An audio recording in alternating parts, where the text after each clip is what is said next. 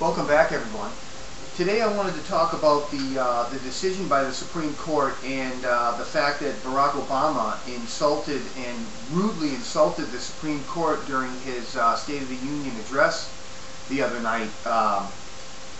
And the reason why I say rudely is because the Supreme Court cannot defend itself. They cannot speak out. They can't go to the media and debate their case and put forth their case. They can't do that. They've never been able to do that, and they don't do that. And that's why the President of the United States bashed them in front of the world. Because he's a coward. He only attacks the people who can't attack back.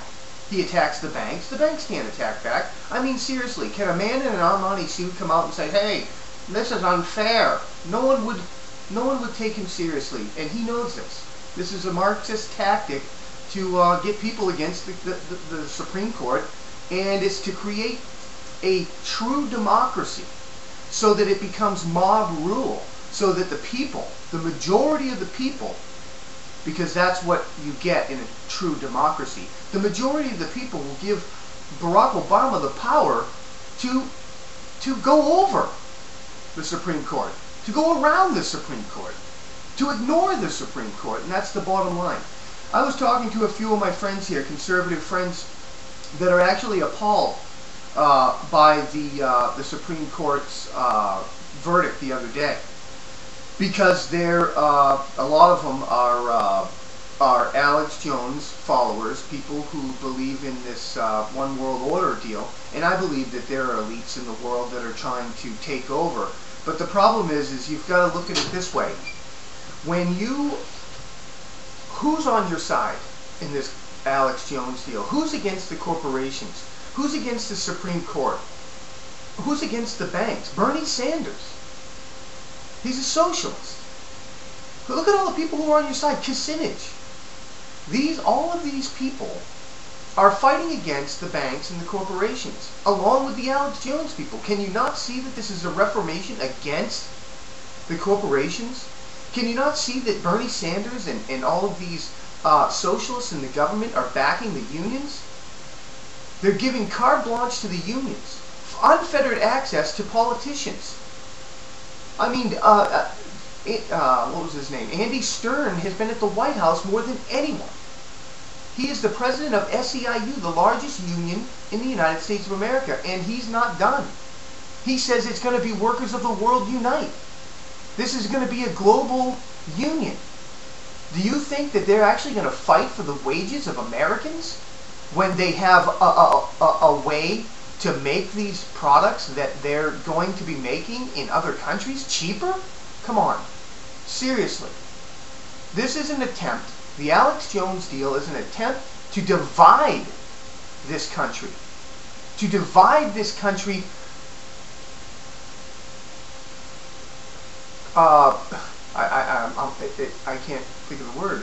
To divide the country along economic lines, to divide the country Marxists versus capitalists, and they're sucking the capitalists into their Marxist plan to fight against the corporations, while the unions are getting bigger and stronger, which is going to destroy businesses in this country. And that's the plan, to get people so discontent that they'll fight for them against these corporations. Now, I'm not a big fan of corporations. I believe that they can be too powerful. But the unions can also be too powerful. If we're going to have laws, let's have laws that are equal laws. If the corporations can't do something, then unions can't do something. You can't stop corporations and let unions run wild. It must be fair. It's not social justice, it's equal justice. Do you understand that? Equal justice. If you're going to stop one, you must stop the other. And that's the bottom line. And this is a tool to divide us. Because once you're divided, you can't fight against it. Put it this way. There's a Marxist revolution going on in the country. And there's also a global agenda. If you divide your forces, because we're all against both of them, But if you divide your forces, which they're trying to do with this Alex Jones group, Bernie Sanders, and screaming against the banks and the corporations, if you divide the people, you'll lose both battles. You'll lose both wars.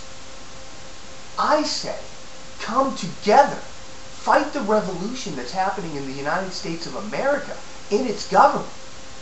Then, once you have the power back to the American people in the United States, then, and only then, can we take on the corporations and the greed and the crazy things that they've been doing on a global stage. But until we have that power, we have no power over these corporations. Do you understand? You've got to grab the power back from the Marxists. Before we can rein in our own corporations, you must pick your battle.